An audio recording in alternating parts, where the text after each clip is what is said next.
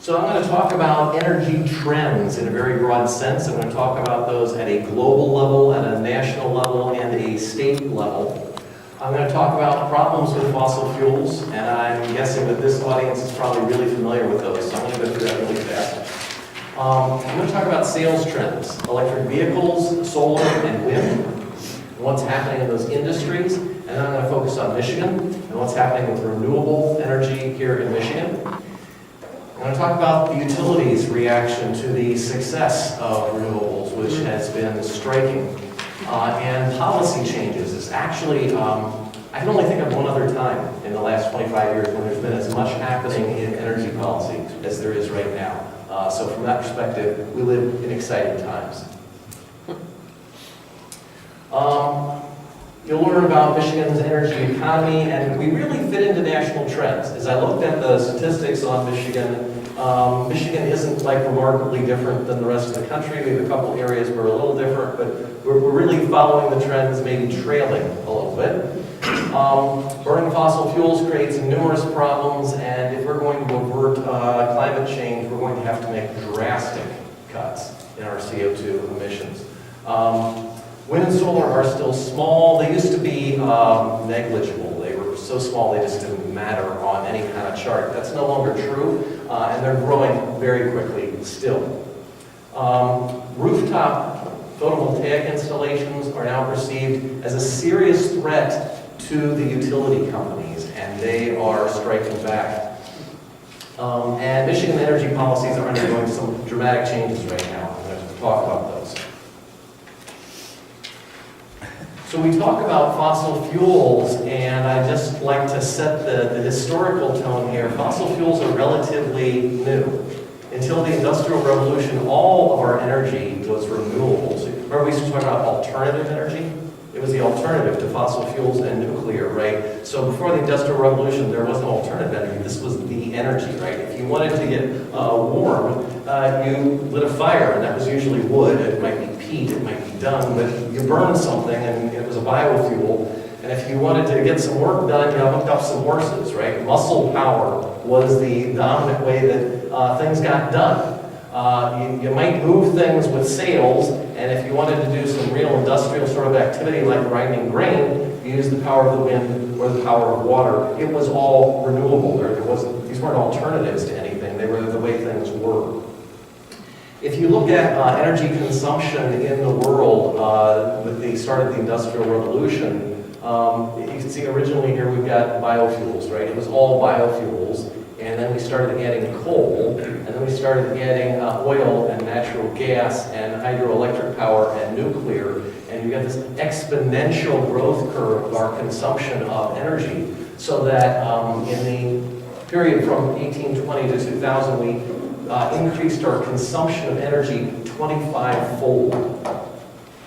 And so we have in our society now at our disposal energy slaves, machines that do all kinds of wonderful work for us because we have these vast amounts of energy available.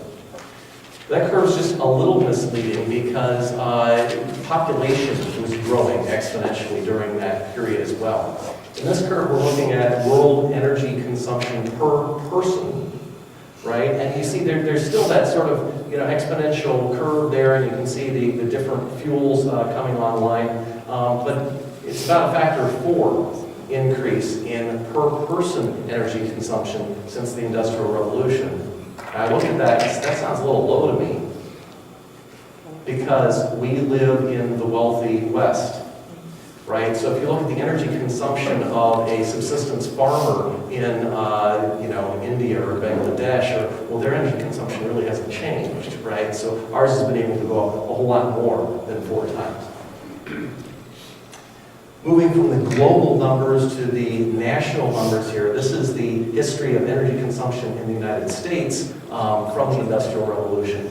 Again, you can see that you've got your biofuels there that kind of reached a peak and then declined, and coal came online. Early 1900s, coal was king, right? The dominant industries of the nation were coal and steel and railroads. And that was all about coal. Coal made the steel, coal fueled the railroads. And so it was coal that took us from a agricultural economy to an industrial economy. Oil came online, and of course Henry Ford, right here in Michigan, made the assembly lines that made automobiles affordable, and our consumption of oil skyrocketed, and is still the dominant source of energy. Later on, we developed a lot of hydroelectric dams. Nuclear power came on late to the show here. And down here you see wind energy, right? So it shows on the graph, but it's a nice steep curve. It's growing quickly. It's a little bit dangerous to always look at aggregates, right? An average can hide a lot of information. So, not everyone in the world is consuming the same amount of energy, and in fact, there are dramatic differences. So this is per capita energy consumption in the United States. You see it hasn't varied all that much in this time frame. Energy use in the former Soviet Union, fell as the Soviet Union fell apart. European consumption. But my point here is that in the United States, we're consuming about twice as much energy as the average European, and about 4 times as much energy as the average citizen of the world, or of China, which is right about at the world average now.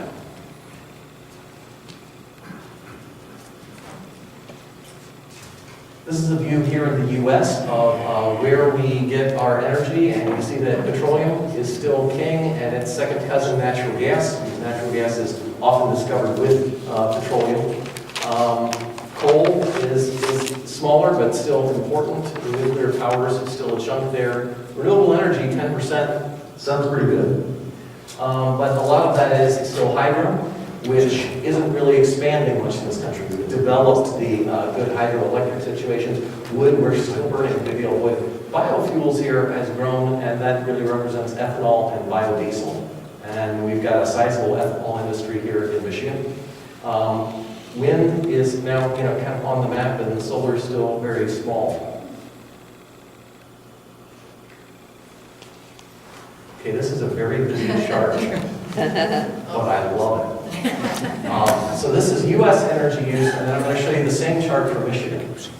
Okay? On the left side here, we've got sources of energy. These are called primary energy sources. Petroleum, biomass, coal, natural gas, geothermal, wind, hydro, nuclear, solar. On the right side, we've got sectors of the economy that consume this energy. Transportation, industrial, commercial, it's typically office buildings, shops and things, and residential, our homes. And in between there, we've got electricity generation. So electricity generation is just an energy conversion, right? It consumes primary energy sources and produces electricity that's then used in these other sectors. All of the solar, practically all of the solar energy, all of the nuclear energy, nearly all the hydro, nearly all the wind, all go into electricity production. A chunk of natural gas, a vast majority of the coal, and a little smidgen of petroleum and biomass go into electricity production. Electricity production consumes about 40% of our primary energy, and we can do so many wonderful things with electricity. That conversion process is not terribly efficient. About 1/3 of the energy becomes useful electricity, and about 2/3 becomes rejected heat. Power plants throw off enormous amounts of waste heat and require cooling. This is obviously a big problem with nuclear power plants, right? If they shut down, you have to keep cooling them or they melt, as we discovered in Fukushima. Natural gas, our most flexible fuel. A chunk of it goes into electricity generation, some goes in and heats homes, some heats buildings, some feeds industrial processes. If you're melting metals or making glass or just heating the factory, right? All kinds of uses for natural gas in the industrial zone. Little sliver of natural gas goes into transportation, right? We have natural gas fueled vehicles, pipelines, which are considered transportation, and they actually be powered with natural gas flowing through them. And then biomass, largely into industrial processes, and petroleum predominantly into transportation, and a chunk into industrial processes, particularly the making of plastics and lubricants. Yes? So this is only the natural gas that goes into energy, not the natural gas that's used as a chemical feedstock? I believe, if we look at natural gas here, we see, well, actually, yeah, it would be industrial. So no, the feedstock aspect of it would be included in that industrial piece, I believe. And yeah, it's particularly used in the production of fertilizers and also synthetic fabrics and into plastics as well. Natural gas is also used to create hydrogen, and hydrogen is used in the petroleum refining industry to thermally crack very heavy oil into lighter oils like gasoline.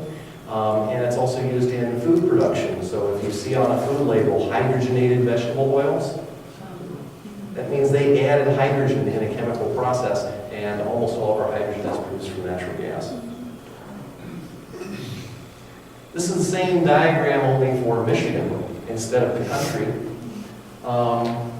You see the same sort of thing, solar, nuclear, hydro, wind, feeding into electricity generation, some natural gas. The big differences between the country and Michigan, the nuclear line looks a little bigger here. We're more reliant on nuclear in Michigan than the country as a whole. A little less natural gas flowing into electricity generation, more coal. So our electricity industry is much more nuclear and coal-based than the country at large. And we feed more natural gas into these sectors because we have a cold climate and we need a lot more heat. So not really an aspect of some decision we made, it's just where we live, it's cold. At a really high level, I like the simplicity of this. What we really do with energy is we heat things, we move things, we produce electricity. And it's 30, 30, 40 is a rough, gauge there, right? And you just kind of classify anything there. Within the heating things, kind of two big differences. You've got space heating, right? Providing low temperature, a nice ambient environment for us. Or you've got industrial processes using very high temperature heats, whether you're smelting steel or manufacturing glass. Focusing on the electricity production aspect of it, because that's where renewables really are playing the role, at least so far. This is electricity generation in the United States. Number one is natural gas. Coal has now been displaced into number 2 position in the country, and nuclear is number 3. You've got a chunk of hydro there, wind, 5.5%, not too shabby, biomass and other. In Michigan, the pie chart almost looks the same, but the quantities are swapped around. So at the top we've got coal, and number 2 is nuclear, and natural gas is number 3, wind at 4.2%. So a little less than the national average, but still a significant player.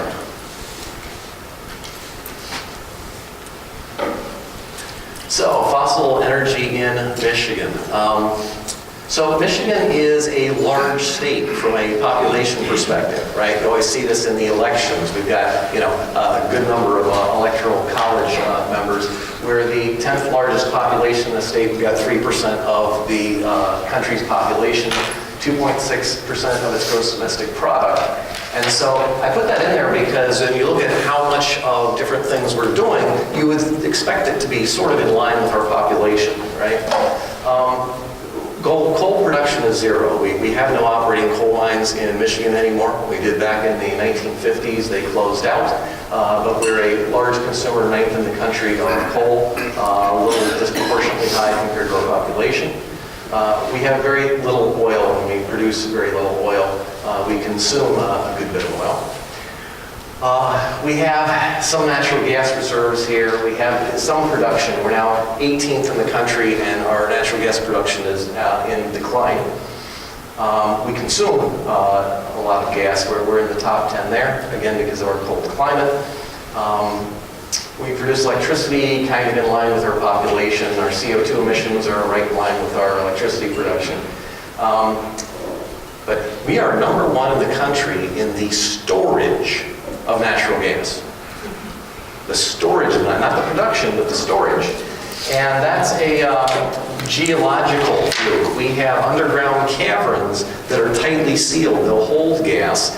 And so all through the summer, we bring in gas from around the country, particularly the Gulf of Mexico. And it's pumped into these underground storage units, a big cluster of them here by Port Huron, but also around the state, to store that gas, and then it's drawn out of storage during the winter when there's high demand. So in that perspective, Michigan is fairly unique among the states. And there's a nice benefit to that for all of us, which is here in Michigan, we pay about 30% less for our natural gas than the average in the country, even though it's not much of it is produced here, right? We're bringing it in from around the country, but our prices are still lower because we have so much storage facilities here. And in fact, during the winter, Michigan is exporting natural gas out of that storage into the surrounding states. Fossil fuel has many problems, and I'm sure most of you are very familiar with them, but I'm going to run over these. I'm going to start with the cost of oil. Oil's a lot more expensive than just what we're paying for it at the pump. The United States is still importing 25% of our oil. We've all heard about fracking. U.S. oil production has gone up 40–45% since fracking was unleashed here. But we're still importing 25% of our oil, and that means we have to be very concerned about events in other parts of the world, particularly the Persian Gulf. And we have intervened there in every conceivable fashion ever since the Jimmy Carter administration and the Carter Doctrine that said an invasion of the Middle East will be viewed as an attack on the United States. Fracking has unleashed enormous amounts of oil and natural gas production in the U.S. There's been a lot of discussion about its potential for poisoning water supplies, but it's also responsible for earthquakes. It's a little weird to get your head around, but in the production, in the process of fracking, they produce a lot of contaminated water, which they inject under high pressure in deep wells to dispose of it. And if you think of the plates of the earth, right, that are trying to slide across each other, and they don't because of friction. If you drill a well in that and pump water in under high pressure and make a little space between, you just lubricated the joint, and it slides. And so we're seeing a dramatic increase here in the number of earthquakes in parts of the country that were not previously earthquake prone. So far, very few of them have been very damaging, but it's something that's being monitored closely. A number of states have changed rules about the injection of fracking wastes to try and curb this problem before it gets too serious. Acid rain, this got talked about a lot 20 and 30 years ago. The amount of acidic emissions that we're producing has dropped a lot, but it's still a problem. This is the Smoky Mountain National Park. It was a place I visited regularly when I was a kid, and back then it was all green, and it's not anymore. And the acids that we form in our smokestacks and put into the air come down. The rain and the snow are dramatically more acidic than they used to be, and that causes metals, particularly aluminum, to leach out of the soil, and the plants take it up, and it's toxic to them. And usually that itself doesn't kill the tree, but it puts it in a state of serious stress and weakens it, and then disease and insects, in this case bark beetles, come in and kill the trees. One of the things that goes up our smokestacks is mercury. And the amount of mercury is fairly small, but mercury is incredibly toxic. And it's estimated that 600,000 babies in this country are born to a mother whose bloodstream has a level of mercury that's shown to interfere with proper neurological development. I think this is a crime. How many total births are there? 4 million, yeah. So it's 600,000 out of 4 million. The way this happens is the mercury goes up in the smokestacks, primarily from coal-fired power plants, but also in particular from incineration, municipal waste incineration and medical waste incineration. It comes down in the rain, and in the water, it's very, very dilute. And so it seemed at first when people were studying this, it was absurd that this could cause a real problem. But what happens is when plants take up the water, their tissues concentrate the mercury by a factor of roughly 10, depends on the plant species. And then when the fish eat the plants, it concentrates the mercury by a factor of 10. And the bigger fish eats the little fish and concentrate. And so when you get up at the top of the food chain with the carnivore fish, you can have mercury in their tissues 100,000 times as concentrated as the mercury in the water that they're swimming in. And we eat the fish. Thought I had that. We eat the fish, and then it enters the bloodstream, and it's particularly a concern, again, with pregnant women, which is why there's fish advisories for pregnant women, and interferes with the neurological development of their unborn child. Michigan is very much a part of this. This is the concentration of mercury. We're in the overall hot spot, maybe not the very hottest spot, but it's definitely a condition here in Michigan. If you look at what comes out of power plants, right, 77% of the gases that create acid rain are from power plants. 50% of the mercury, as well as toxic metals, arsenic, nickel, chromium. They're all just tiny little components of the coal, and we burn them, and they end up in the air. But perhaps the thing that's killing us most from our air pollution is particulates. Tiny little bits of unburned material, usually carbon, sometimes sulfates, that are emitted from the power plants. And the very smallest ones, the larger ones our lungs know how to deal with, right? We evolved to stop dust and pollen from penetrating into our lungs. Our lungs are lined with cilia. But the very smallest particles less than 2.5 microns, go right through that penetration, enter through our lung tissue into our bloodstream, where they cause heart attacks and strokes. And it's estimated that these particles are causing 200,000 premature deaths in the United States every year. Between 1980 and 2000, our lifespans here in the US increased by 2.7 years, and they're estimating 15% of that came about because of the reduction in particulates as a result of the Clean Air Act. Again, Michigan is not in the worst of this, but we're definitely in the particulate plume. A recent study showed that an increase of 10 micrograms per cubic liter. And if you look at this, you know, we're in the realm of 11 to 12 micrograms versus out here they've got 0, so that's an increase of about 10. Will increase women's risks of fatal heart attacks by 42%. Did you know this? So pollution matters. And notice I haven't even mentioned global warming yet. Right? So it's kind of a pet peeve of mine that when people talk about pollution now, they almost make it a synonym with global warming as if that was the only pollutant we need to be concerned with. And I disagree. Our air pollution is causing shorter life, strokes, heart disease, asthma, lung cancer, reduced lung function, and low birth weight. Those are the things we're really rather sure of based on the studies. There are implications tying it to learning disabilities, Alzheimer's, depression, autism, obesity, birth defects, and diabetes, a number of which are pandemic in our society right now. But we got to talk about climate change. CO2 is continuing to collect in our atmosphere. This is the concentration of CO2 starting back in 1960. The line is jagged as we go through our seasons. Trees collect CO2 during the summer as their leaves fall and decay during the winter. It releases some of that back, so you get this seasonal jaggedness, but there's an undeniable long-term trend. Our CO2 levels are up 30%.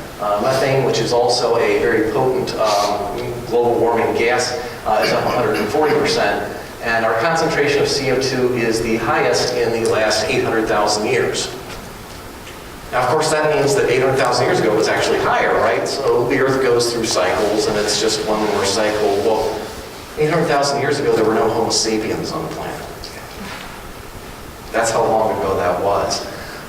Meanwhile, our measured temperatures are on a clear increasing trend across the years, which is hardly surprising given the CO2 trend. And if you don't believe the thermometers, the Arctic is melting back. It doesn't show very well, but the area covered by Arctic ice has been decreasing steadily. The ice has also been getting thinner, and the area of the North Pole has shrunk by 10 times the area of the United Kingdom. Most of us aren't really familiar with the North Pole. We don't really look at the map and see how big that is, but it's getting rapidly smaller and thinner. So starting in the 1950s and 60s, the US Navy was measuring the thickness of the North Pole, because as part of the Cold War, we would hide nuclear submarines under the ice, and they'd want to be able to send up a bomb, blow up the ice, break through the ice, and launch their missiles in the event of nuclear war. And so they were measuring the thickness of the North Pole. They mapped it out very carefully, and what we're discovering is that it's getting rapidly thinner. So how are we reacting to this? Well, we're reacting by pumping larger quantities of CO2 into the air every year. Not really what you'd want the reaction to be. And the per capita emissions of CO2 are much higher in the US than China, Europe, the rest of the world, just as our energy consumption is higher. Obviously consequential to that is our CO2 emissions are higher.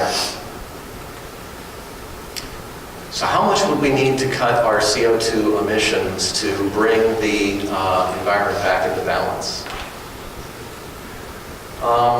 The IPCC, which is the UN organization studying global warming, say that we're emitting 6.92 billion tons of carbon a year. That's about 0.9 tons per person, right? 0.9 tons of carbon or 3.3 tons of CO2.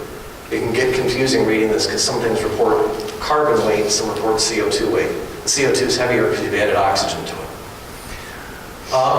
To keep global CO2 levels below 450 parts per million requires reducing emissions to 3 billion tons per year. So that's the amount that the natural processes, particularly rain and some other things in the atmosphere, can remove CO2. They can remove 3 billion tons of carbon a year. But we're emitting 6.92, so we need to cut our CO2 emissions 57%. Now that doesn't sound too bad, right? More than half, you can cut it down. We'll take a brief pause for a musical rendition. So that sounds eminently doable, right? We can cut our emissions 57%. I mean, it's going to take some work, but it's doable. But remember, our CO2 emissions are not evenly distributed. So if you look at different countries, Bangladesh down here doesn't need to cut at all because their CO2 emissions per person are already below what nature can remove. But in Canada, Australia, and the United States here, we're way above that, and we need to cut down to here. So what would that look like? And I had to do the calculation. So our emissions are about 15.5 tons of CO2 per person. The target's 1.5 tons, so we need to cut 90%. Now I'm guessing this is a pretty climate change aware audience. Had any of you heard that number before? Yeah. Me? I went out and I looked and I didn't find it anywhere, and I came up with this number and I'm like, can that really be true? And then I found this chart and it's like, well, yeah. I think they don't want to tell us this because if we heard it, we might get hopeless. So this is where our CO2 comes from. Electricity generation is the lead at 40%, transportation another 34%.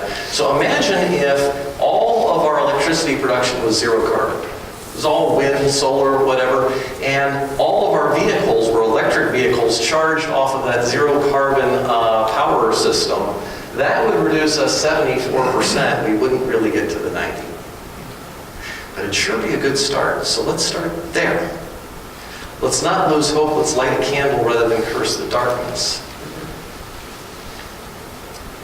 And let's talk about the war on coal.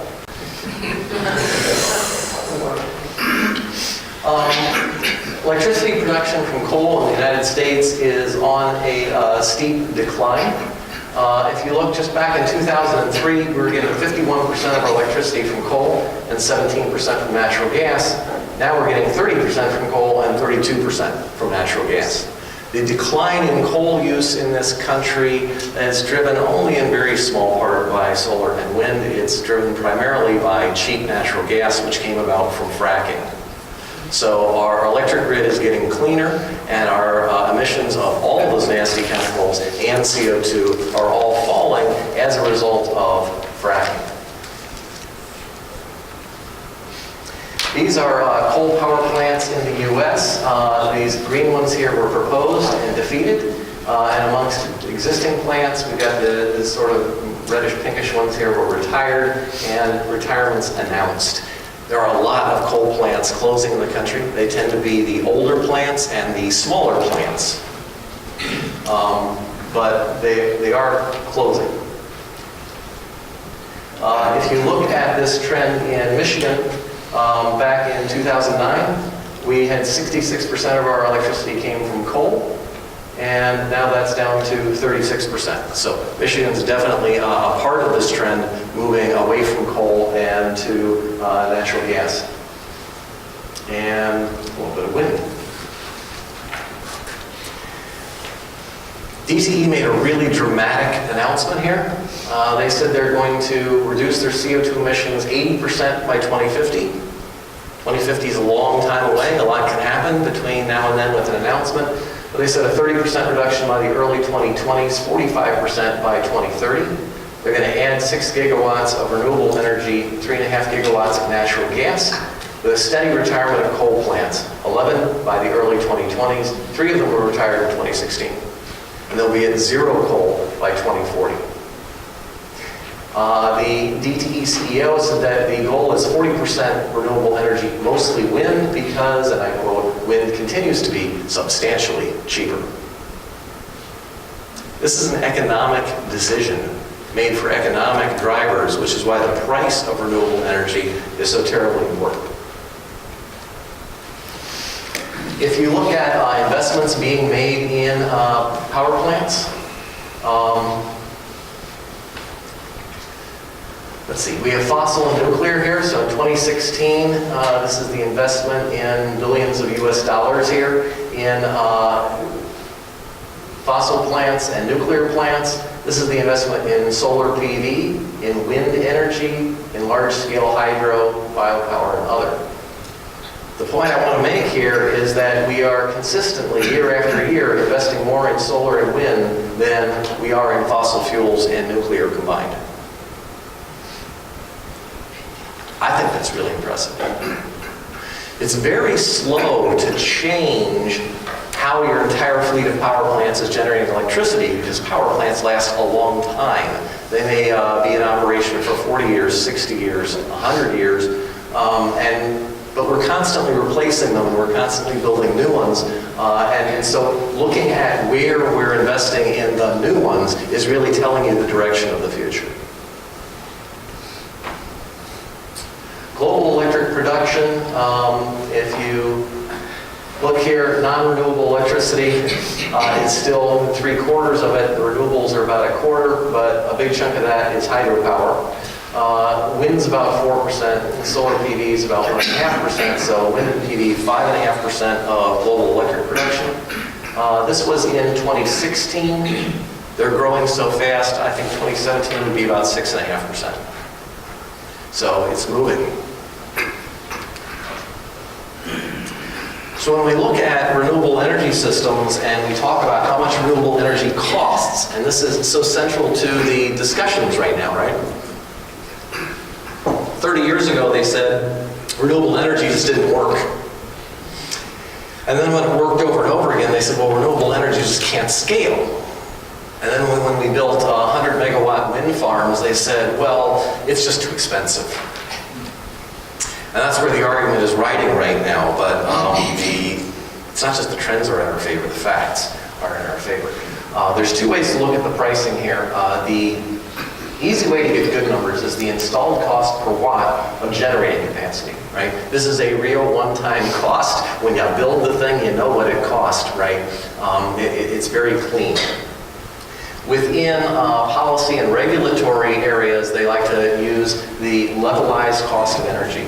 So if you have this system, whatever it is that's going to generate electricity, what did it build to cost? What did it build to feed it fuels necessary to maintain it through that lifetime? What was its total lifetime cost? How much electricity did it generate over that lifetime? Divide the two, and you get this levelized cost.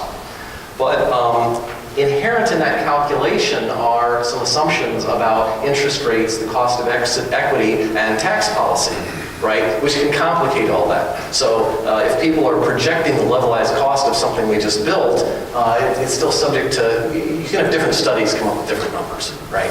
Whereas if you just say, well, what did it cost to build it? Well, that's pretty clear. Lazard is a consulting firm that computes levelized costs of power production for all these different technologies. They release this on a regular basis. This is their 11th revision of their report. And the bars here, so let's just take solar PV rooftop residential, right? Those are costing something between $187 and $319 per megawatt hour of electricity produced. Okay, most of us don't deal in megawatt hours, right? So what's that mean? Well, it's not too hard to slide the decimal point over, and this would be 18.7 cents per kilowatt hour. Still pretty pricey, right? What do people pay for electricity? What's on your electric bill in terms of cents per kilowatt hour? How many dollars a month, right? Because I don't know how much you use. 0.076 per kilowatt is on my bill. The total, my total bill from December, the total kilowatts and then the total lifetime is close to 18, but I pay an extra penny a kilowatt hour for 100% renewable. Right, yeah. I was going to say, so up to mine, and it's about 17. I'm paying 2 cents for the renewable, so it's really 15, right? The 7.6 that you're looking at is one of the charges on your bill. I mean, I'm sure that number appears there, right? But they'll typically break out the generation cost and the transmission and distribution costs separately, and you've got to add those up. Electric bills are very confusing, right? I like his approach. You just take the total bill and you see how many kilowatt hours did I use, and you divide. That's really what you're paying, right? Whether it's taxes or fees or you know, a lot of different ways it's broken out. Anyway, looking at this, let's look at the cheapest things, right? The things furthest to the left. And those would be gas combined cycle, right? Lots of natural gas power plants being built around the country. Wind, lots of wind farms being built. And solar PV, thin film or crystalline utility scale. These are the cheapest ways to generate electricity right now.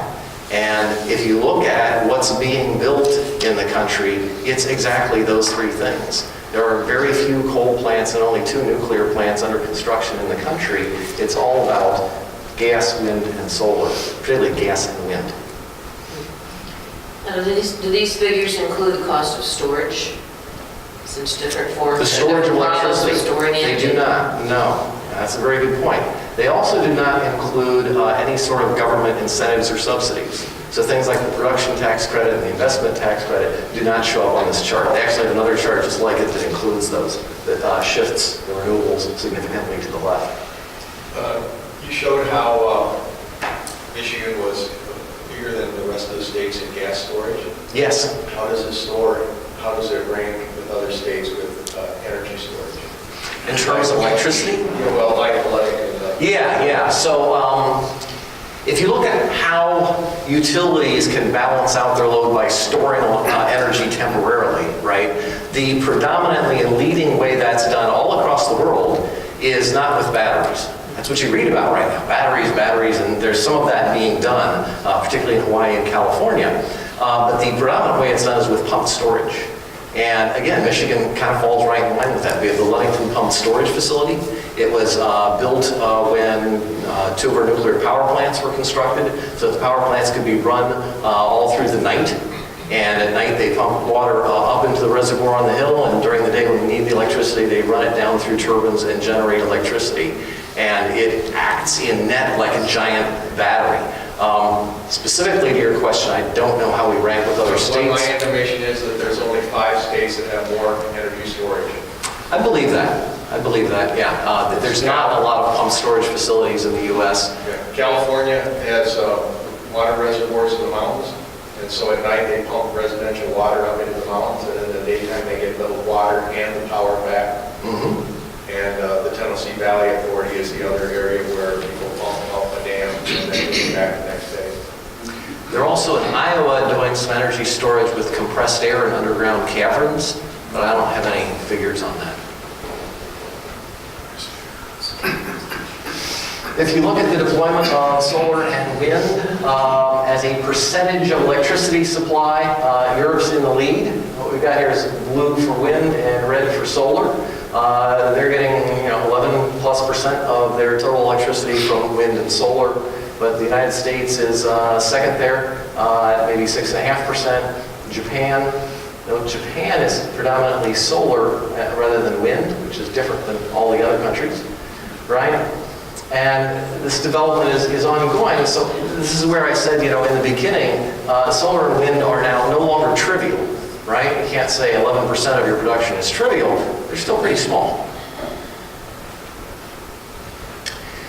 So again, if we're going to not only make our electric production green, but we're going to make our transportation sector green, right now it looks like the way that's going to happen is electric vehicles, right? For a while, bets were on hydrogen and fuel cells. Discussion has dramatically shifted to electric vehicles. Electric vehicle sales are climbing fast. This is global figures. This is plug-in vehicles. So this would be either an all-electric vehicle or a plug-in hybrid. The bars here show the number of vehicles sold in the year, and these are in thousands, right? And then the orange exponential curve there is the total number of vehicles in operation. There are 3.1 million plug-in vehicles in operation in the world. Now, it seems kind of strange to us here, I think, because Michigan is not where they are. Okay? About half of them are in China.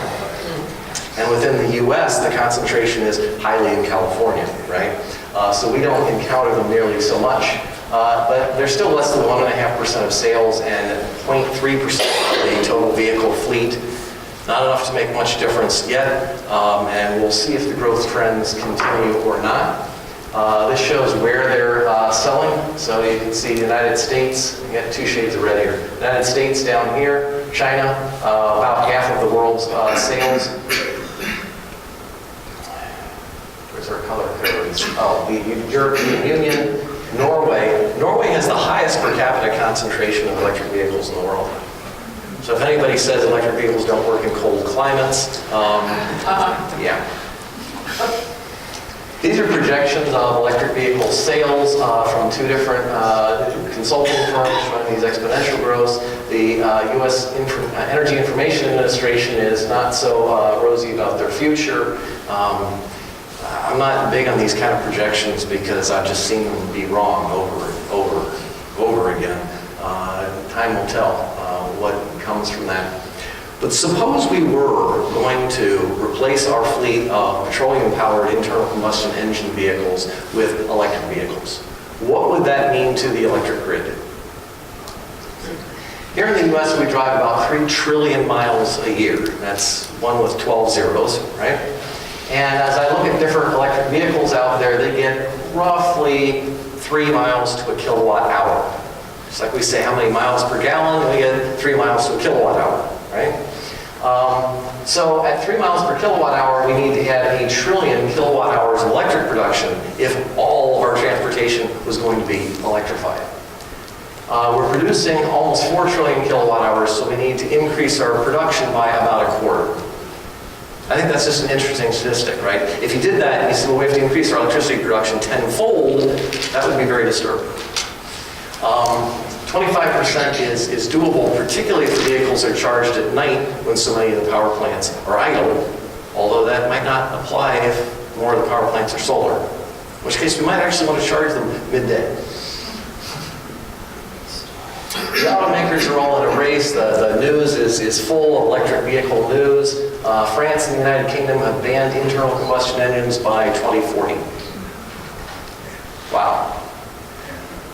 VW's pledged $40 billion in research and development money. That's not development, that's not actual production money over the next 5 years. Yes? Is this a ban, or is this a ban on production of vehicles? That's a great question. I believe it's a ban on new sales, not operation. There are 24 EV models available in North America right now. I surely couldn't name them, and there's only 2 or 3 that are really dominating sales. GM's pledged 2 new EV models in 18 months and 20 by 2023.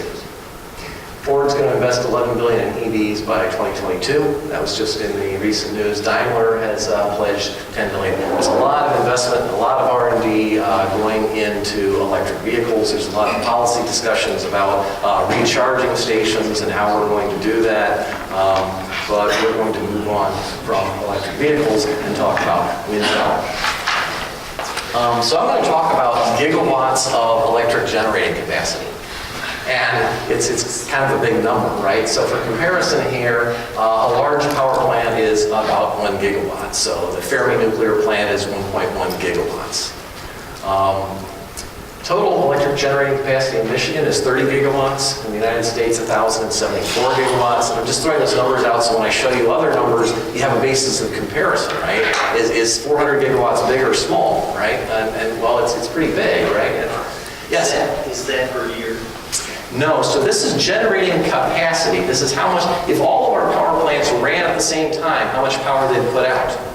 Now, we don't run every power plant all the time, right? They're shifted to meet demand, and so we call that comparison a capacity factor, right? What percent of their theoretical output are they actually producing the way we operate them? So if you look at, say, a nuclear plant, they're operated pretty much 7 by 24 unless they're down for refueling or maintenance of some kind. And they typically have a capacity factor of 98%, right? They're putting out pretty much as much power as they're rated to put out all the time. If you look at wind or solar, where you don't decide how much it's going to produce in general, right? You might cap it on rare occasions, but in general, it's maybe a 30% capacity factor on wind, sometimes 40 in a very good wind site, or solar down at 20-25% of capacity. So if you compare a gigawatt of wind with a gigawatt nuclear power plant, you're kind of comparing apples and oranges, because the nuclear plant's going to put out more power, more total energy, same power, more energy over the year, because it's operating 7 by 24. So this is a global capacity and installation of wind. So the total bar here is the amount of wind capacity that's installed and operating, and the top there is the amount that got added. So at the end of 2016 in the world, we had 287 gigawatts of wind power production, or capacity. Given that the whole US is 1,074, that's a lot. This is not trivial. And 55 of that was added during the year. About half of that was in China. China is the world leader in EVs, solar, and photovoltaic, and wind. And it's not a small leadership. They're way out ahead. So here you see China's installed base and their additions during the year. The US is number 2 here, and other countries behind that. Yes, that's per capita. That would be a great number to know, or per dollar of GDP, and I don't have those numbers. But obviously China's population is about 4 times the size of the US, so if I did it per capita, yeah, it would look good. I want to talk about grid stability. So aside from, well, renewables are just too expensive, this is getting a lot of attention now. Well, wind and solar are intermittent, and if we put too much of them on the grid's going to become unstable.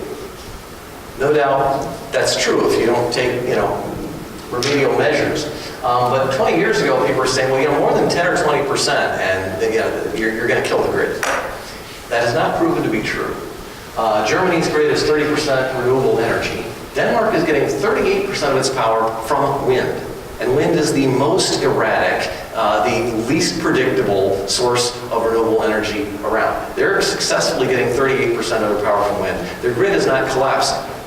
However, the way they're enabled to do that is that during periods of low consumption and high wind, so windy nights, Denmark is pumping electricity into its neighbors and flooding them with low-cost wind power and causing them to dial down their fossil fuel power plants by flooding them with wind. So you need a good, strong grid intertie and somebody else to soak up the excess at that level. Iowa is getting 36% of its electric power from wind, the leading state in the country.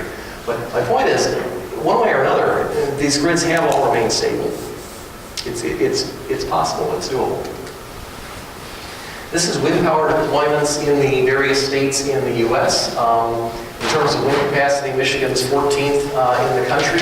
Texas is far and away the leader, followed by Iowa and Oklahoma. Notice that neighboring states of ours, Minnesota, Illinois, have substantially more wind power installed than we do.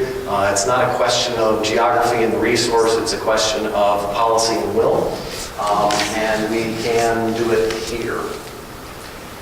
They're talking about solar photovoltaics. This is the same sort of chart. The total bar is the amount installed, and the top part is the amount installed in the last year. So we have 303 gigawatts of solar power in the world. That's 10 times the generating capacity of Michigan. Not too shabby, and 75 of that was added last year. Now, if you remember the wind graph, 55 gigawatts of wind were added in 2016, 75 gigawatts of solar. Solar started its growth much later than wind. Wind was cheaper sooner. Solar's gotten cheap lately, and so the installation rates have skyrocketed, and solar is catching up. Just as we saw in wind, the majority of this is in China. China has installed about half of the additional capacity installed in the year in solar as well. And Japan, Germany, the US are all similar installed capacity. You see our addition was second largest in China.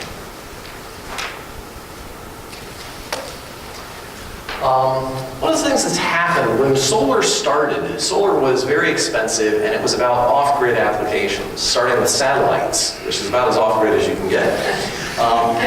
Then moving to things like microwave relay stations that were on mountaintops, remote ranches for pumping water, right? And off-grid is now a tiny, tiny sliver across the top here, that little gray off-grid sliver, right? It's still being done, it's still very important. There are some great new applications being found, but in terms of the overall industry of solar power, it's tiny. Next we have grid-connected decentralized. So this is solar panels on people's roofs or on, say, the big box stores that we're seeing a lot now with Walmart and other companies putting solar on their roof. That's growing, but as a percentage of solar installs, it's rapidly shrinking because what's really taking over the industry is grid-connected centralized, which means utility scale plants where they cover fields of acres or hundreds of acres with solar panels. And that's been the real growth story of late. This has been driven by the fact that solar PV systems are plunging in price, and this is continuing, by the way. 50% in 10 years. Recent years, we're still seeing drops of 6, 7, 8, 9, 10% in the price each year. So I talked about how you can go from the cost per watt of a system, and you can try and compute a levelized cost of energy. The other way of getting to that is to look at power purchase agreements. So large installations, either of wind or solar, will sign an agreement to sell their output to a utility for a period of 20 years at a fixed price. These power purchase agreements then give you an indicator of what it really costs to generate electricity, because some company has put their financial ass on the line and saying, we will sell this power at this price for a fixed rate for 20 years. And what we're seeing in solar in the US, you look at these US locations in Nevada, California, Texas, and Arizona, really nice sunny places, right? They are signing a 20-year contract to sell power at about 4 cents a kilowatt hour. And there was a more recent one in Tucson, Arizona at 3 cents a kilowatt hour. We're seeing that in other countries, the UAE, China, Mexico, again down at the 3 cents a kilowatt hour kind of price. This is how cheap solar has gotten and why utilities are now installing massive fields of photovoltaics, which we never saw in the past. This is right here in Michigan. This is up by Lapeer. We've got a 50 megawatt, 200 acre photovoltaic system. And there's a 21 megawatt one being planned in Joseph County. You have to look at this from the air or you can't see it, right? Because it's huge. And there's, yes? Yeah, do you have any data on that field, on its peak coincidence? I do not.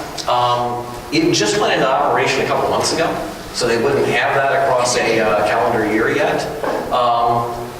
But I don't think you need to study the particular plant, right? If they have oriented their panels due south, and I don't know, but that's the standard procedure, right? The coincidence of that has been well studied. DTE did installations, 15 years ago to study exactly that, and experiments on orienting the panels in different ways to match that. This can also be done by anyone individually very easily. You can go to PV Watts, which is a website, pvwatts.com, I think, or gov, I don't know. Just do a search on PV Watts, it'll come up. And you can create any fantasy solar installation, and they will give you its projected output by hour for every hour of the year, right? To get to coincidence, you'd have to know what the demand curve is for the particular utility. And if you know where I can get those, I would like to get my hands on that information. One of the major one-axis tracking companies Yes. has said anything north of Columbus, Ohio, they're probably not worth putting a tracker on. However, there is a 20 megawatt system near Bowling Green, Ohio, which is north of Columbus. And they have both some rigid, some non-moving south-facing panels on their grid. And then they have this new 20 megawatt. And they said that last summer, over the summer, the peak coincidence for the rigid ones were 40%. And for the tracker that they just brought online a year ago, it was 90%. Would you do me a favor and send me a link to that information? Because I've actually been looking for that sort I of thing. don't know that it's actually public, but Yeah. I can ask my sources if they share it.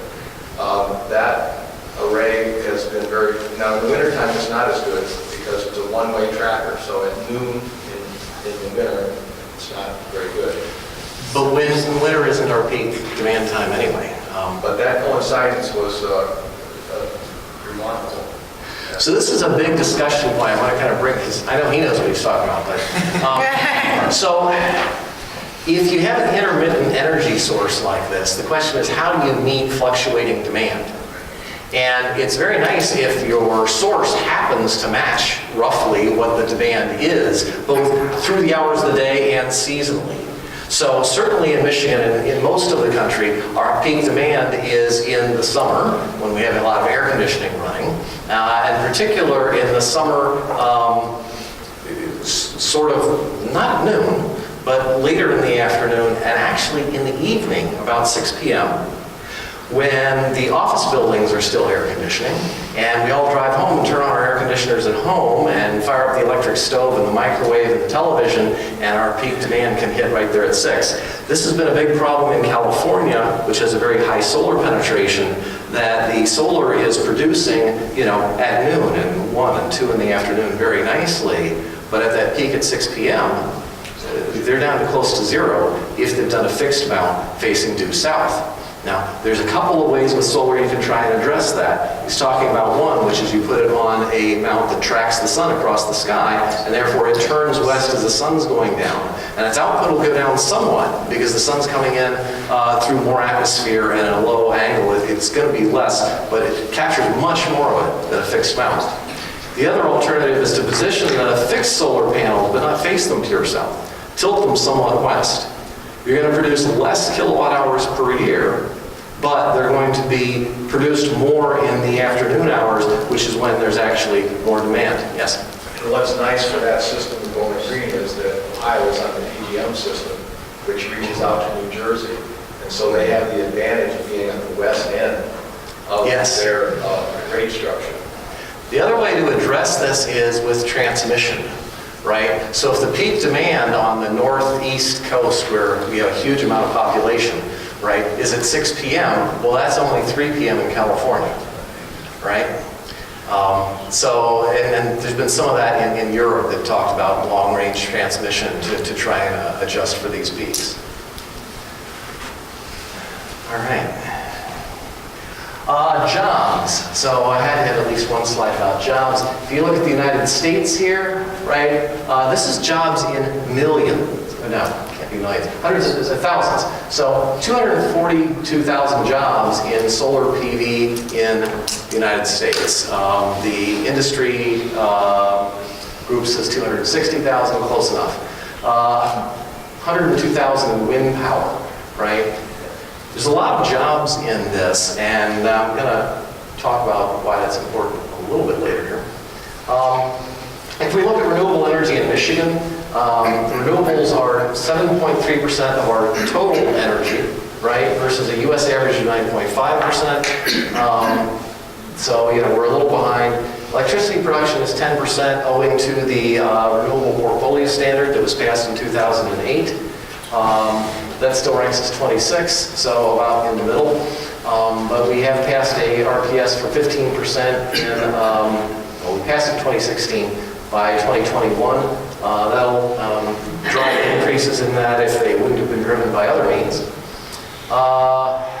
Utility scale solar, wind, and geothermal production, 1.3% of the U.S. puts us number 15. Utility scale wind farms, we're number 15. Ethanol production, we're number 12. Nothing really remarkable here, right? We're not leaders. We do pay higher than average residential electric rates in Michigan, and I looked at that, and it's not really that our overall electric rates are higher, it's that the residential rates are higher, which I guess has something to do with the way it's regulated. Renewable electricity in Michigan, 72% wind. We've got some hydroelectric, a little biomass, landfill gas. So if you see we've got landfills, and they're drawing the gas out of that, the biogas that's produced, and running generators with it, municipal solid waste. But the point is, it's predominantly wind, and solar is really tiny. That installation at Lapeer that I showed you the picture of increased the total solar generating capacity of Michigan by about half. This is the growth of renewable energy in Michigan. You see there just wasn't much here until 2008. We had a number of policy changes there, including the RPS. And you'll see most of this is wind, wind, wind. And you've got these tiny little bars here of geothermal, distributed solar, and utility solar. It's pretty much all about wind. Where is this in the state? It's predominantly in the thumb here. And then we've got a concentration out here between Alma and Mount Pleasant, and a few other installations around the state, but predominantly in the thumb. I used to sit in an office that was along I-696. I would watch the trucks go by with the wind turbine blades on them. I'm like, headed to the thumb, aren't you? Michigan has very significant renewable energy potential. This was a study done by a consulting group, and they said by 2030 it is perfectly practical for Michigan to get 40% of its electricity needs from renewables, 30% of that being wind. So they're still looking at wind as the predominant source, and some solar and some central biomass power. Yes? Industrial scale wind turbine, 1 megawatt capacity? I mean, is that 36,000 translate into how many? 360 or 330? See, this is actual electricity production in gigawatt hours. Okay. So again, you got that capacity versus annual But are we production. talking about 10,000 wind turbines or 5,000? Well, let's try it this way. How many wind turbines are there in the state now? Gee, I don't know, but they're producing, what did we say, 4% of our electricity or something? So if we're going to go to 30, whatever we have now, you'd have to multiply that by 7. And they get us to 40%. 30% wind. So, I mean, basically we'd see wind turbines every agricultural area in Michigan. to get? I would not say that because they're going to concentrate in locations of better wind. So it's not going to be evenly distributed. You're going to find incredible concentrations in some places and nothing in other places. Other than the thumb, I mean, the best wind source in Michigan is right along the coast. And it's very hard to build there because the real estate's really expensive and you've got rich people that don't want to look at wind turbines. But this study must have taken that into account, that, well, they're saying it's possible, but is it practically achievable because of, are people going to visibly allow So the that study to looked happen? at the natural resource and it looked at the economics. I don't think they looked at the political backlash that it resulted, which is important, but it's really hard to predict. So what does renewable energy cost in Michigan? Well, the Public Service Commission, as part of the law that passed the Renewable Portfolio Standard, is required to do an analysis of this every year, and they look at power purchase agreements entered into by Consumers Energy and Detroit Edison, spread across wind, biodigesters, biomass, landfill gas, hydro, and solar. And they compare this to, they did a study and said if Michigan needed to add electric generating capacity, which we don't because electricity demand has been flat or declining for a decade, but there was a proposal to build a new coal-fired power plant in the Bay City area, and they determined that that would cost about $133 per megawatt hour of electricity life cycle cost of that plant. And the wind PPAs that are coming in are at $71, substantially less, and even the solar ones are coming in less than that cost. Now, it's a little bit of an unfair comparison because nobody's building coal power plants anymore, right? They're building natural gas power plants. The current discussion, there's an analysis going on in the Public Service Commission right now, and they're saying a new natural gas power plant is somewhere between 9 and 10 cents a kilowatt hour, or it'd be $90 or $100 per megawatt hour. So still more expensive than wind, cheaper than solar, right? But it's dispatchable. You can turn it on when you need it, right? Can't do that with the wind. Both of these energy sources are growing rapidly, and like most industries, they have economies of scale. So the more of them we build, the better we get at it in a whole variety of ways. And every time global wind power doubles, we see a 19% drop in cost.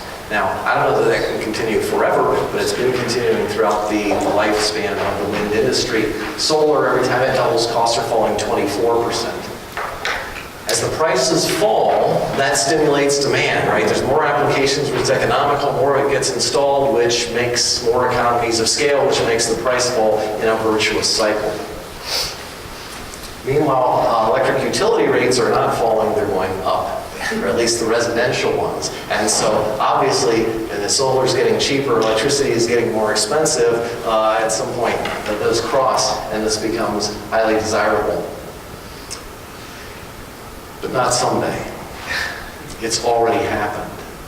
So this was a Department of Energy study that was done, and they looked at 50 of the largest American cities today. And they said, suppose a homeowner put a solar system in, and they financed it in their 30-year mortgage. Would their savings in electricity exceed the increase in their mortgage or not? And what they found was that in 93% of the single-family households in the 50 largest cities, it would save you money. And that was conducted a couple of years ago, and the prices have fallen since then. As you might imagine, the utility companies are not wild about that. So that was based on just the kilowatt, as if you had 100% net metering like that? They were assuming net metering, yes. So if you look here in Michigan, typical install is about 5 kilowatts on a home system, which costs about $15,000, about $3 a watt on a small scale system right now, about $1 a watt on the utility scale systems. It's about $15,000. You can get a 30% investment tax credit on that, which knocks you down to they're very rough figures, right? $10,000, we try to keep things to round numbers. I've done this in very exact figures and spreadsheets and stuff, but in mid-Michigan, that would produce about 6,300 kilowatt hours a year, saving about $800 a year. This would more than cover the payment of adding $10,000 to a 30-year mortgage. It would not cover the payment on a 15-year home equity loan. Right, I compared it across all your different kind of loan types and then said, you know, what can you do there? So it is with net metering, it is a marginally good investment, and there's good reason to do it if you have a suitable location and you're going to be there for a while, because it's hard to say if you sell your house what the new purchaser is going to value that system at, right?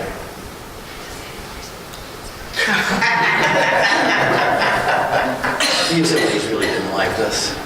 And they shouldn't.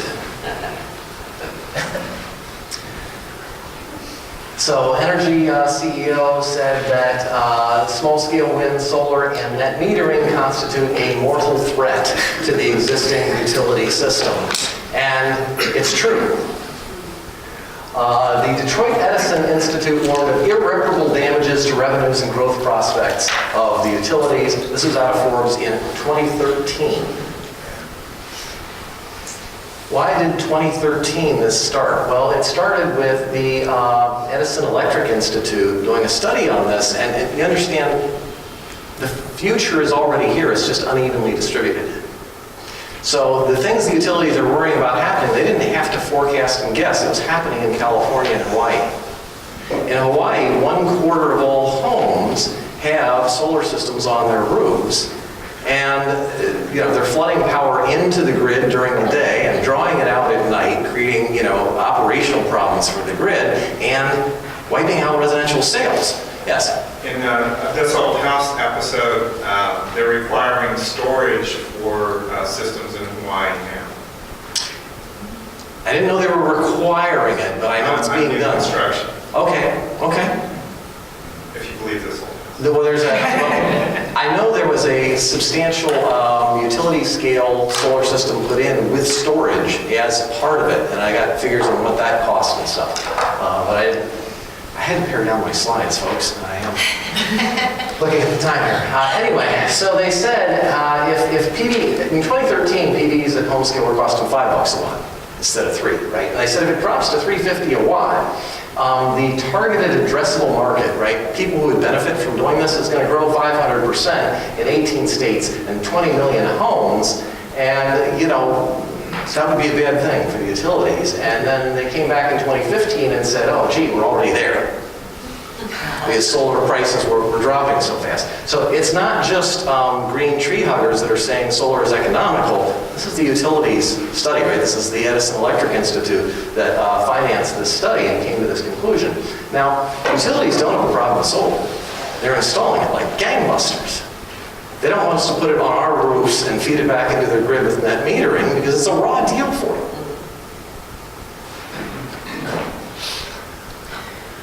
And so they're jumping on net metering, right? The current state net metering policies that compensate at the retail price of electric sales to utility are outdated and need to be updated. As long as we're connected to the grid, we still use it and we should all continue to pay for it, right? If I put on a net metered system on my house, I'm producing the same number of kilowatt hours I produce in the year, my net bill to utility is 0, but I'm clearly getting a benefit from using their grid. Am I costing them money? I'm certainly costing them sales. That's a point of some ferocious contention. This fed into kind of lobbying and the public opinion. This was a Wall Street Journal editorial called "The Hole in the Rooftop Solar Craze." And I just love this picture. We have solar panels and money just blowing away. So policy, which I really wanted to get into here, we've got 5 things going on in federal policy and 3 things going on here right in Michigan right now that are really significant in terms of renewable energy. First off, at the federal level, we have the production tax credit. This is for large-scale systems, and it provides a tax credit of 1.9 cents per kilowatt to the producers of that power. This is expired for everything except wind power. I'm talking about this because you'll hear people say, well, renewables are just too expensive, nobody will be doing them except for the subsidies. There's some truth to that. But it's changing. It's gone for everything but wind, and wind is being phased out. It's being reduced 20% and then 40%, well, 20% last year, 40% this year, 60% in 2019, right? There's already a phase out built into this. The investment tax credit, so at the residential side, you can get a 30% tax credit for only solar. Used to be there was a whole list of technologies, the others have all expired, photovoltaics or domestic hot water. And there's a phase out on this, 26% instead of 30, starting at the end of 2019, and then it's down to 22%, and fortunately I forgot to get the tail end of that, but I think it drops down to 10%.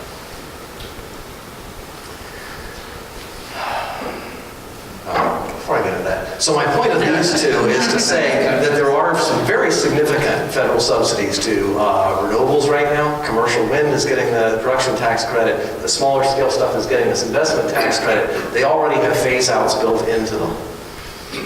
The latest news, the Trump administration has put a tariff on the import of solar modules and cells of 30%. This is a result of a filing from two U.S. solar manufacturers. At least they're based here. They're actually owned by foreign companies. It's 30% the first year, and then it also has a phase out, and the first 2.5 gigawatts of imported cells are excluded from the tariff.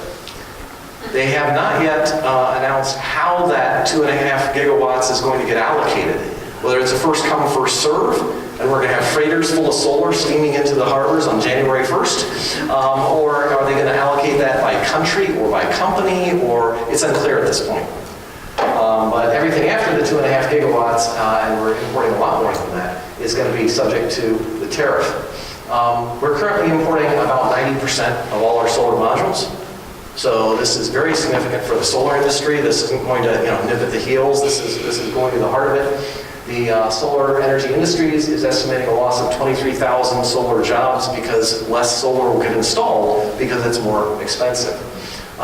Mostly at the utility scale, because the price of the solar panels themselves is a much larger percentage of the utility scale systems. And there's a significant chance this will be overturned by the World Trade Organization. Several prior tariffs that were imposed under the ITC Section 201 were overturned in the past. This makes the whole thing very uncertain, which unfortunately makes it less likely we'll get the intended benefit. Right? The intended benefit here is that we'll manufacture more panels here in the U.S., but you're not inclined to build a factory if it might get overturned in a few months, right? Jumping topics to PURPA. So the Public Utility Regulatory Policies Act, this was passed act in 1978 during the energy crisis. And what it says is that if you build a renewable energy facility meeting certain criteria, the utilities must buy the electric output from you at a price of their avoided cost. However, it did not address how you compute the utilities' avoided cost. It left that to the state regulatory agencies, and different states have taken very different methodologies to how they would compute that. The Union of Concerned Scientists says PURPA has been the most effective single measure in promoting renewable energy. I'm not sure I agree with that. Certainly at the federal level, I would agree with it, but state RPSs might have more to do with it than PURPA. Our own Michigan Representative Tim Walberg has introduced H.R. 4476, the PURPA Modernization Act. Making a short story of it, it would make PURPA a lot less potent. It would allow states to waive the must-purchased obligation. So in some states, PURPA would basically become null and void. It reduces the system limit size that can fall under PURPA from 20 megawatts to 2.5 megawatts. And there is some gaming in the system right now about, well, how big is your system? Are you over under 20 megawatts? So they break it up into a bunch of little ones and say, well, yeah, we're under 20. And so they're changing the rules to kind of close those loopholes, but perhaps swinging the pendulum too far the other way and making it hard to build anything if anybody else built anything in the area. Policy in Michigan. This is a group called Solar Power Rocks. And they rank each of the state's policies as terms of how friendly they are to solar. Michigan overall gets a D, in part because we don't have any of these incentives. We don't have tax credits for solar or rebates or performance payments. We don't have a property tax exemption. I'm going to talk about that. We don't have a sales tax exemption. A lot of states have these things. We don't have any of those. They said our RPS, they rated a D. I think that was before we passed the stronger one, but I'm not sure. There's no solar carve-out. So some states say, you have to have 15% renewables, but 5 of those percentages have to be solar, right? We didn't do that here. I don't think it would have been a good idea. They give us a B because our electricity rates are high. So that makes solar more attractive. We gave net metering a B, which I think was before we passed the law for rescinding it, which I'll talk about momentarily. But overall, from a policy perspective, Michigan isn't really friendly to solar. And of course, from a climate perspective, we don't have the best solar resource. In fact, other than Alaska, we're tied with Washington State for the worst solar resource. Michigan has basically revoked net metering, or repealed it. Public Act 341 and 342 was passed in December of 2016, directed the Michigan Public Service Commission to design a new distributed generation tariff to replace net metering. And the system size would be limited to the customer's annual usage. So they don't want you becoming a power producer and just flooding the grid, right? This is supposed to kind of balance your home production, which was always the intention of net metering. Net metering is not real big in Michigan. We've got 2,684 net metering customers in the state, which amount for 0.024%, right? So it's tiny. Of Michigan's current retail sales, and the program is capped at 25%, right? So to say that net metering is, in any material way harming the utilities in Michigan, I don't think so. But they're looking to the future, not the present. Solar's growing very fast. So they haven't determined what this new distributed generation tariff is yet. The amounts, the methodology is solidified. They haven't determined the amounts. But in the meantime, if you install a solar system on your house before these new rates are approved, which will probably be early in 2019, you get grandfathered into net metering for 10 years. And then after 10 years, you'll get whatever the new deal is. This is really important. In Nevada, they repealed net metering and they made it retroactive. So you just bought your solar system based on the economics of net metering, and then a year later they say, no, you don't get that anymore. Now that law was then overturned. All right. To me, I understand, net metering is not really a square deal, arguably for the utilities, although I could argue the other side of that. At very low penetrations. Certainly when you've got a significant amount of solar going on, you just can't go on that way. But you don't want to screw the people who were the early adopters. That's not fair either. The distributed generation policy, small up to 20 kilowatt solar users will be credited for power fed into the grid, they call that outflow, at a different and probably lower rate than they pay for power, which is their inflow. Now, there's still a lot of negotiation in this, and one of the key things was, well, is it a fixed rate or is it time of day rates? Are we going to get a different rate for the power we feed in the grid on a summer day when demand's high, or does it have to be 6 p.m.? And where's that line? Or is it a flat rate? And the utilities were really pushing back, saying, look, we can't make all these billing system changes to make time of day credits on customers' bills. Having worked in software development with large utility scale billing systems, I can understand that. But it's very important to solar. Because if we had a time of day rate that really reflected when the demand is there for the utility, maybe we wouldn't point our solar panels due south. So we're orienting them due south, which is suboptimal given the demand on the utility grid, and we're doing it because it's a flat rate and we don't care. We're maximizing production during the year. We don't care what hour of the day. So I wrote a letter to the MPSC about that. I'm sure that will change their minds. Yeah. Do the new smart meters have the ability to do instantaneous net buy and net sell? Instantaneous, I'm told no. Hourly, I'm told yes, but that's with an asterisk because there's different brands of meters depending on the utility you're talking about. But I specifically asked that. I talked to the woman in the MPSC who's heading this whole thing, and I asked her, well, because they said, power used directly on site would not be subject to this, right? And I said, well, used on site over what period of time? Is that instantaneous? Is it hourly? If it was by the day, that'd be great for solar and terrible for the utilities, right? I mean, right now, it's really by the year, right? Because we carry forward a net metering credit. So do you change that to by the day or by the hour? She said they were looking at hourly, and that they were told the meters were capable. Right now in Ohio, it's based on the billing period, so it's still great for solar. Yes. Some solar, not guys with brain drivers. The tariff will be approved by April 20th, and the utilities will then include this tariff in their rate cases after June, and there's a long process. They're saying sometime in early 2019, those will get approved, and then that's the end of the 10-year grandfather on that metering, right? So, this is a great time to install solar. This is a quote from PV Magazine. Plans to change net metering programs in Michigan have solar advocates worried that it will slow rooftop solar industry to a crawl. Most solar observers believe the MPSC will recommend changing the net metering to a flat rate tariff approximately 5 cents less than the current retail rate. So you sell your power for, you buy your power for 15 cents a kilowatt hour and you sell it for 10 cents.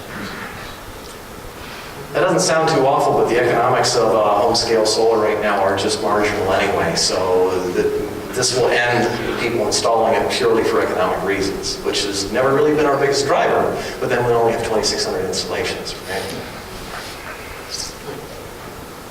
Property taxes on home solar.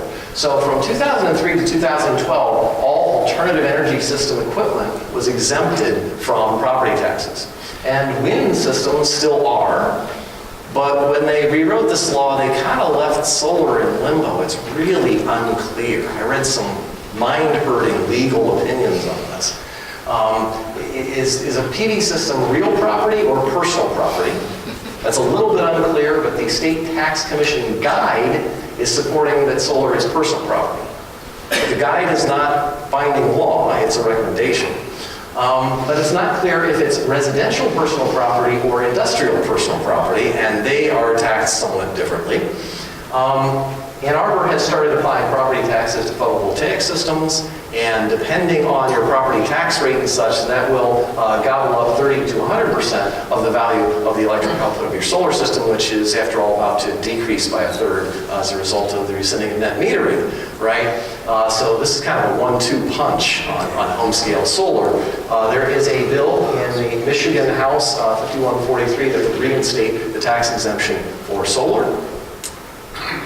You can write your congressman about that.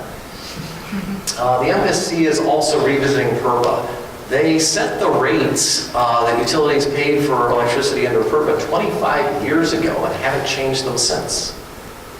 That's a little silly, especially because wholesale electric rates have dropped 50% in the last 10 years. There will be standard 20-year contracts for systems up to 2 megawatts. Larger ones, the contracts are more negotiable.